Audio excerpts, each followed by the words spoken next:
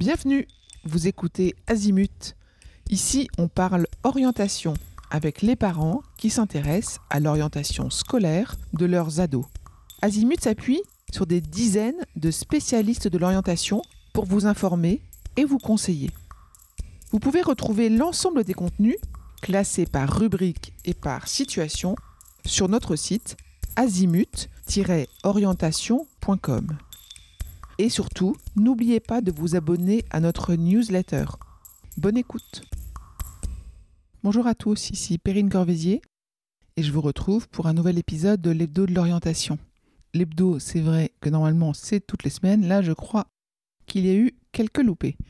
Bon, en tout cas, nous revoilà. Et cette semaine, je voulais vous dire que je crois qu'avant j'avais des œillères. Pourquoi je dis ça ? En fait, c'était pas l'idée que j'avais de la scolarité de ma fille, je dois l'avouer. J'avais beaucoup d'a priori qui étaient plutôt négatifs sur les bacs technologiques. Et pourtant, je ne les connaissais pas.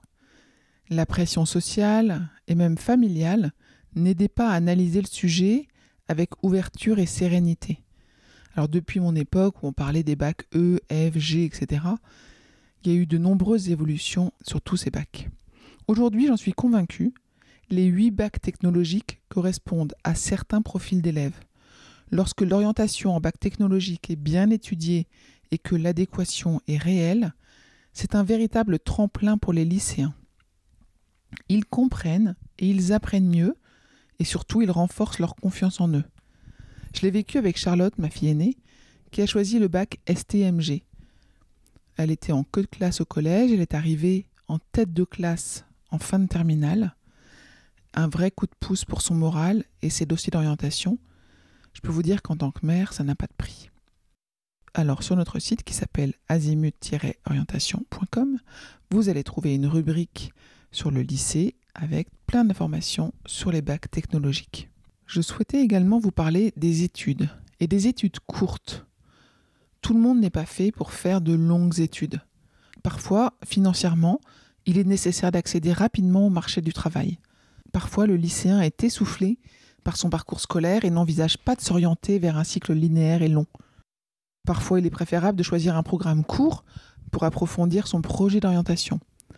Et parfois, ça fait partie du projet d'orientation en tant que tel, les passerelles et les poursuites d'études visées sont envisageables à Bac+2 et Bac+3. Ces formations courtes sont souvent truffées d'acronymes. BTS, BUT, DNMAID, DEUST, DCG et de plein de noms qu'on a peine à comprendre. On parle de bachelor, de BBA, de licence. Et voilà, alors Azimut est là pour vous aider à découvrir à la fois les explications sur ces études et leur richesse de ces parcours en 2 ou 3 ans. Ceux qui sont inscrits à la newsletter ont reçu mardi des liens vers quelques articles de presse qui m'avaient semblé intéressants. Voilà, c'est tout pour aujourd'hui. Je vous souhaite une belle fin de journée. À bientôt. Je vous retiens quelques instants. Vous écoutez peut-être sur Apple ou sur Spotify ou sur Deezer ou sur une autre application de podcast. Je voulais m'assurer que vous connaissiez l'existence de notre site azimut-orientation.com. Sur ce site, les contenus sont organisés par thématique et par situation.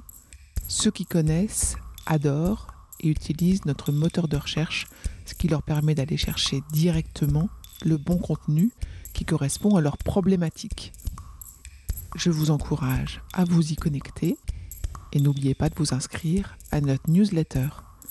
Merci de votre fidélité et à bientôt.